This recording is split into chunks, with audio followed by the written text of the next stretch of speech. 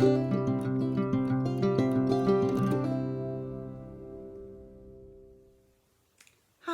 and welcome back to my channel. My name is Vicki, otherwise known as Heartland Knits, and this is a vlog all about knitting and spinning and sewing and gardening, all the things that I love to do. If you are not already a subscriber, please do go on over and subscribe, and that would be lovely. Thank you. As we're now in October, I thought it might be a good time to look back at my Make 9 for 2021.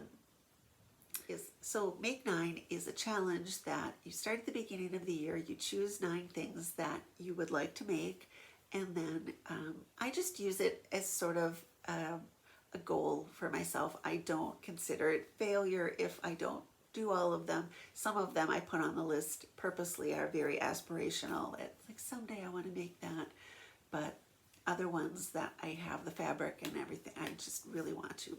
But being October, I thought it would be a good time to sort of look back. There's still a little bit of time left on those things that I for sure wanted to make, and then just sort of see where I was.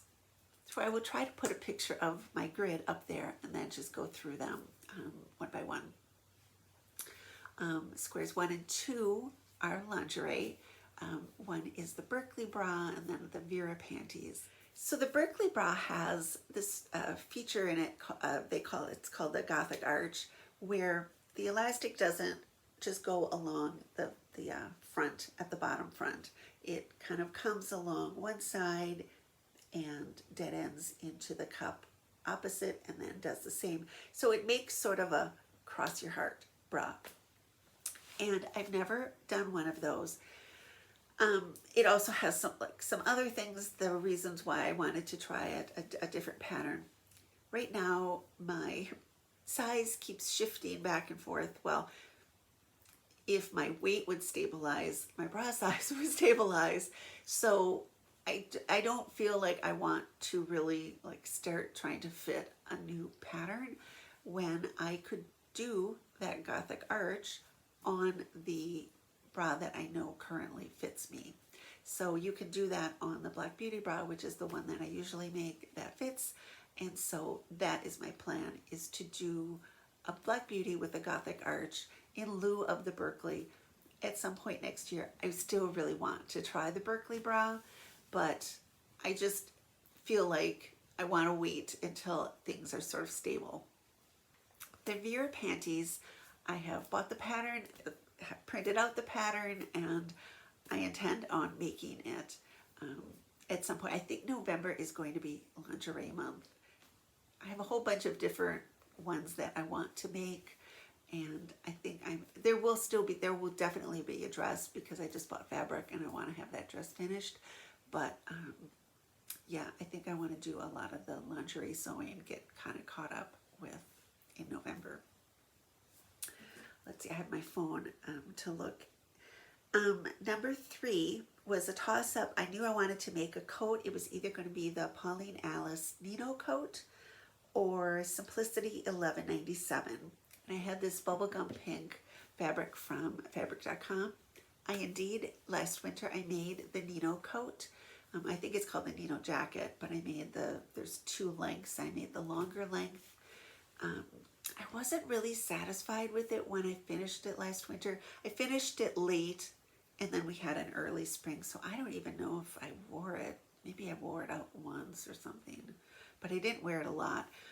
I just went through and took my coats from the cedar closet, put them in the hall closet, and tried it on, and it's not as bad as I remembered. I'm just not really happy with the finishing on it. Part of it was the fabric was not that high quality. I think it was maybe $10 a yard, and so I had, for like $30 or something, I had this coat, which was good practice. Oh, I know what happened is I got buttons from an Etsy store that they made. I wanted self-covered buttons, and I sent the fabric off to somebody, and it took 2 weeks. And so I think in that 2 weeks, our weather changed. I think that's what happened. Anyway, I do intend to wear it later this year. Number 4 is the aspirational thing. This has been on my list several times. It's the Little French Jacket by Susan Calge. At some point, I really want to learn how to make this. Before COVID, I really wanted to take her in-person class. I would still love to take her in-person class. It's quite expensive, but I'm sure well worth it. She's a wonderful teacher. I've done kind of online classes with her before. She does have a video on her website that you can buy. You can get the pattern and you get the video, and I'm sure it's well worth it.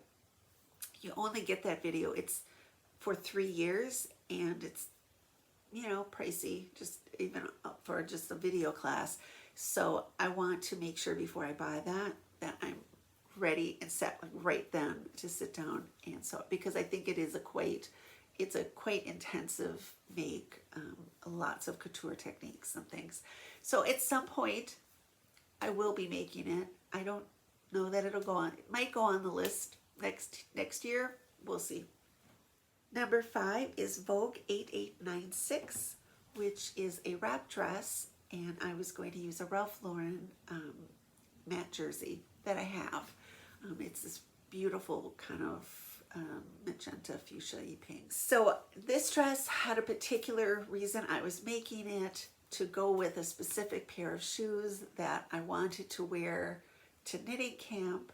And knitting camp didn't happen this year, so the thought of doing the dress sort of kind of went out the window. I really wasn't sewing a lot last winter anyway. I was in the middle of this little kind of funk, and you know, I wasn't going to camp. I didn't need to make the dress.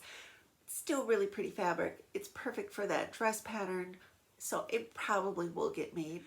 So number 6 was the Pleiades One Dress by French Poetry out of the Atelier Burnett double gauze, which I have made. It was in my plans video that I showed in September, my autumn plans, and the dress has been made. It's not totally finished. The hem isn't done, and I just needed a little time away from it to see what needed to be done on it, which gives you a clue how I feel about it. I will finish it up and I will show it to you at some point soonly. That is kind of what's next. Sort of, I need to like revisit that and just do the final finishing on it. But yes, that one has been made. Number 7 was the Birkin jeans by Paper Doll Patterns. So I've made several pair, I think 3 pair of ginger jeans. None of them have been perfectly perfect, and I just felt like before I made another pair that I should try a different pattern, because I had this skirt that I kept trying to tweak and make perfect and just get it just the way I wanted it, and I made multiple versions of it, and then I tried a different pattern that fit me straight out of the packet, was exactly what I wanted, and I thought, why was I just, you know, wasting all this time like trying to tweak this other pattern? So I thought maybe that's what I need to do with a jean pattern, instead of just keep going, you know, redoing the ginger jeans. They're wearable. My versions are wearable. They're just not like perfect. Maybe that block is just not right for me. And so I picked the Birkin jeans. I have the pattern. I have it printed out, and I think it's not going to happen this year. Maybe kind of in the winter, like January or something, I'll get some really inexpensive denim from Joann's, you know, add up all the coupons or something, and just like try those. Because there's also the Megan Nielsen, is it the Dawn? And because I did Megan Nielsen, the Flint shorts, and I love how those fit me. So I thought, well, maybe that block, it would just be better for me. So I'm going to try the Birkins with just some inexpensive denim and just see how they work. And then if they don't, maybe I'll do the same thing. I'll get the Megan Nielsen ones and try those, because I just feel like I need to, that maybe it's just that ginger jean block is just not right. You know, just to try something different. So that will happen. Number 8 was the Buttrick Lisette pajamas. It's number 6296, and I was going to use some silk charmeuse from Mood. I still really want to make those. Those will probably happen in that November lingerie month. Though it might not be those pajama patterns. I have that one. I've made it before, but a couple weeks ago, Closet Core had a sale, and I did buy finally the Carolyn pajamas. So I might do the Carolyns instead. They're going to be sort of an ivory, satin with black piping. It's sort of to replicate the pajamas that the girl wore in the Queen's Gambit, a sort of ivory with the black piping, kind of very classic pajamas. So yeah, I do want those for this winter, and I think November would be a good time to get those done. And then the last one was the Munetta dress out of the Lady McElroy Mademoiselle fabric, which I wore in my first video of this sort of revamped vlog. So I made that last spring.